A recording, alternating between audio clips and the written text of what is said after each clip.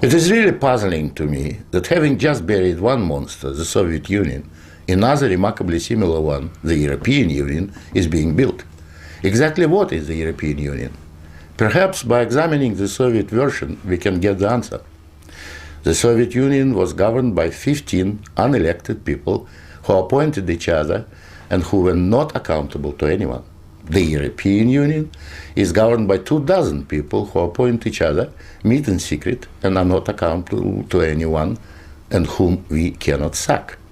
One might say that the EU has an elected parliament. Well, the Soviet Union had a parliament of a sort too, the Supreme Soviet, which just rubber-stamped the Politburo decisions, pretty much like the European Parliament does, where speaking time in the chamber is limited within each group and often amounts to 1 minute per speaker.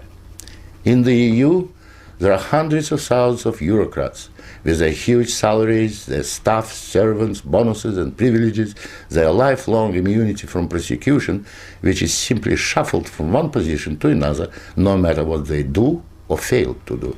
Is this not exactly like the Soviet regime? The Soviet Union was created by coercion and very often with a military occupation.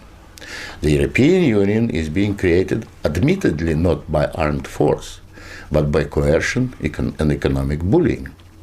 In order to continue to exist, the Soviet Union spread itself further and further. The moment it stopped spreading, it started collapsing. And I suspect the same is true of the European Union. We were told that the purpose of the Soviet Union was to create a new historic entity, the Soviet people, and that we must forget our nationalities, our ethnic traditions and customs. The same seems to be true of the European Union. They don't want you to be British or French, they want you all to be a new historic entity, European, to suppress all your national feelings and live as a multinational community. After 73 years, the same system in the Soviet Union resulted in more ethnic conflict than anywhere in the world. In the Soviet Union, one of the grand purposes was the destruction of the nation state. And that's exactly what we observe in Europe today. Brussels intends to absorb nation states so that they should cease to exist. Corruption was built into the Soviet system from top down, and so it is in the EU. The same endemic corruption activity that we saw in the old Soviet Union has flourished in the EU. Those who oppose or expose it are silenced or punished. Nothing changes. In the Soviet Union, we had a gulag. I think we have a gulag in the European Union also, an intellectual gulag known as political correctness. When anyone tries to speak their mind on questions of race or gender, or if their views differ from those approved, they will be ostracized. This is the beginning of the gulag, the beginning of your loss of freedom. In the Soviet Union, they told us we needed a federal state to avoid war.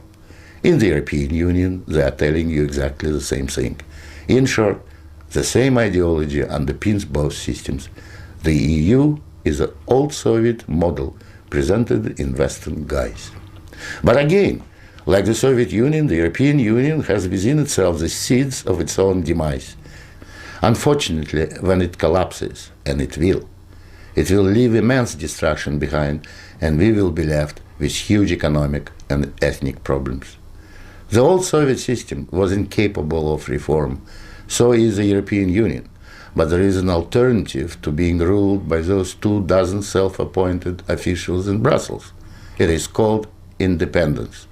You don't have to accept what they have planned for you.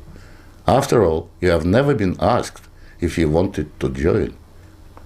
I have lived in your future, and it didn't work.